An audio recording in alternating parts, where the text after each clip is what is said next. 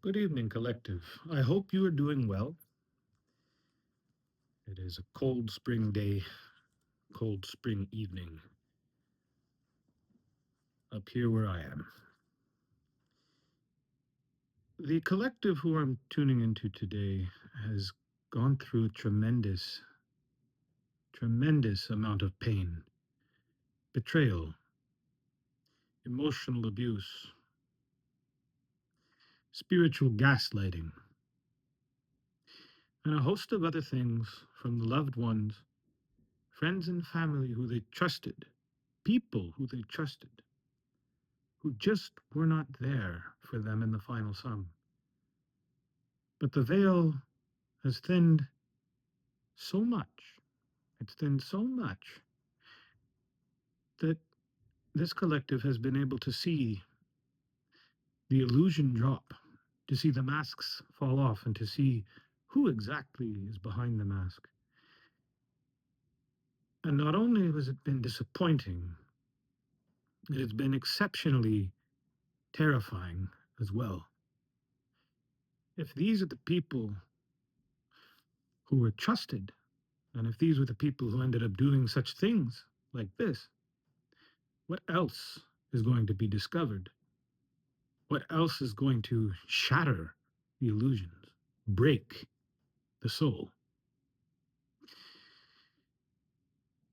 So, for the beginning of the year, the past couple of months, since the dawn of the new year, this collective has gone through a rather deep recovery phase, picking up every little fragmented piece that was destroyed, dropped, turned to dust. But I'm here to tell you, Spirit, God, whatever name you wish to give, the being beyond death and time, is here to share with you one good message. You've got this. And now that spring comes, times change. Times change for the better because the collective that I'm speaking to has gone through intense shadow work. Take it if it resonates, leave it if it does not. But don't be looking for this change to happen. Don't be trying to look behind doors or ask and ask and ask and ask. It will come. It is coming sooner than you think, at its appointed hour, no less, no more. And what changes are about to happen can range from anything from who this collective message belongs to, can range from anything to an entirely new relationship being established, a good one, something that we understand as a soul family, not karmic, not painful. No more betrays, no more lies, no more cheating, no more stealing, no more gaslighting, but a proper soul family member. The changes can also be financial. If this collective has been struggling to make ends meet because the money, the finances that were theirs from the beginning, their inheritance in some cases, which was stolen by loved ones, perhaps a father, perhaps a brother, perhaps a lover, perhaps a friend. This is coming in. And it's going to come in ways that perhaps you're not expecting. See, the spirit works in mysterious ways that way. I don't mean to be cringe, but it does. It'll slap you and hit you when you least expect it, from a direction you did not expect, where your vision was not looking. But it comes. For others, you can have a raise in social standing. Your reputation, which has been shattered and ruined and dragged through the mud, is going to return for something that you do, something good that you do, something selfless, something serving the world, serving the people. There are many good things coming, and this is something worth keeping in mind. I'll draw a couple of cards just to clarify and make sure that what this transmission is something of good nature. I can understand now as well that while this collective awaits for a particular change, particular tables turning moment to transpire, that they're going through a severe amount of anxiety, shame, pain, more pain.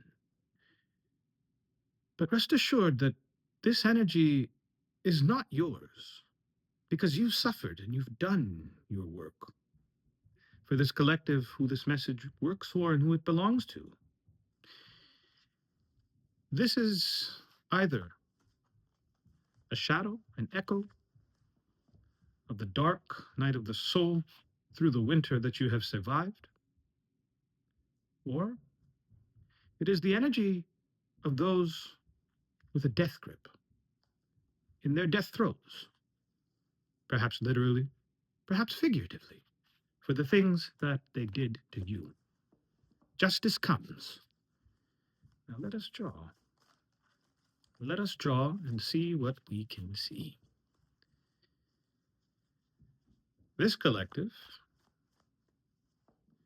I do not say any particular star sign, because this could have been anybody belonging to any of the 12 zodiac signs.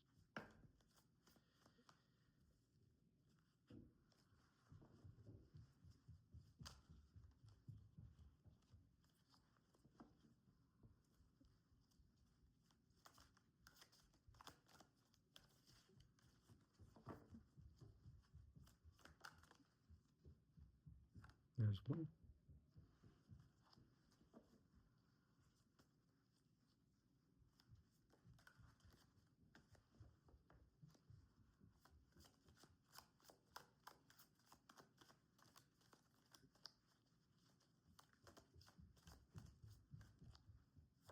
There's two. And there's three.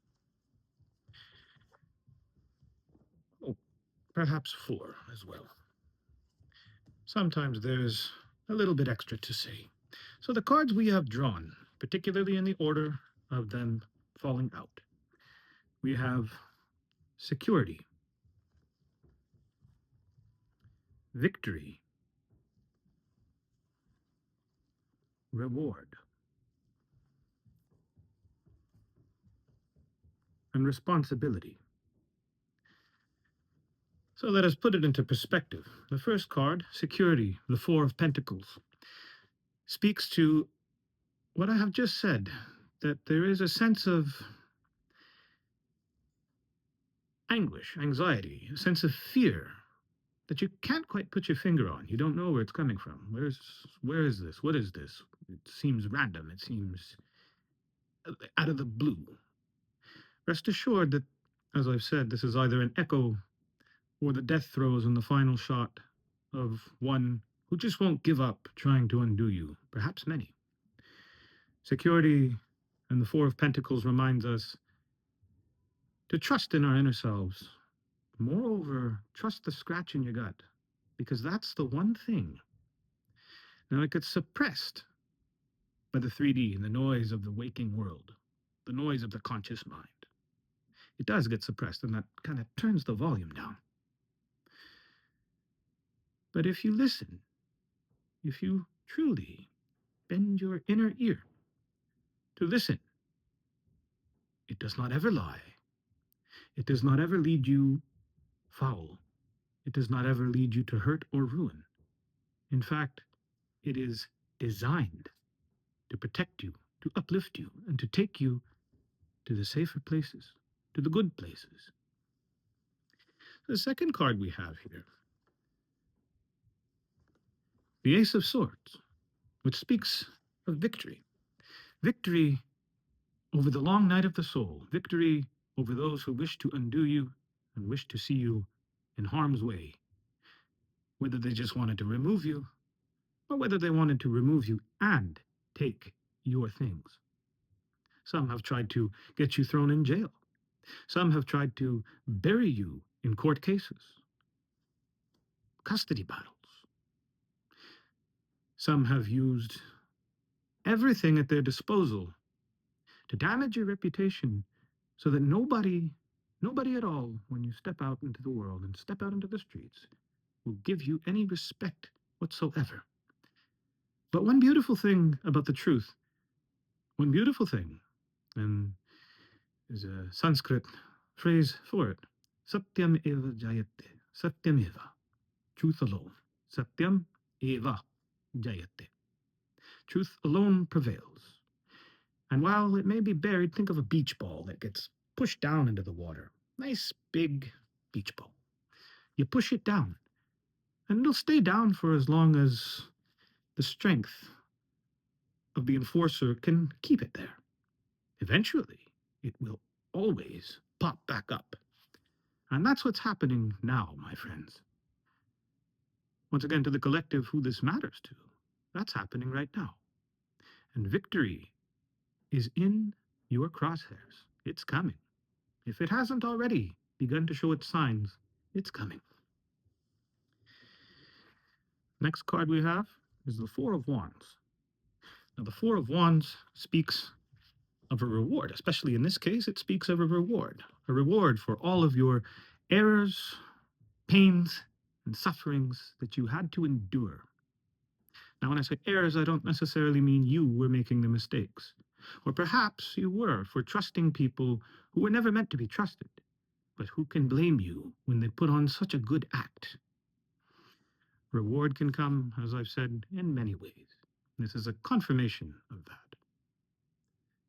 The final card, my friends, and I will close this short little reading, is the Ten of Wands, which speaks of responsibility. Now that things are about to turn and get good, now that things are about to work in your favor, to whoever this is meant for, you do have a new series of duties to adhere to respect, if you want to maintain things in that light. Be responsible, be patient, take your time, trust your intuition. Even a good thing can be ruined if we aren't careful. With that being said, collective, Jogya has finished his transmission. You all take care. You all have a good one. Stay safe.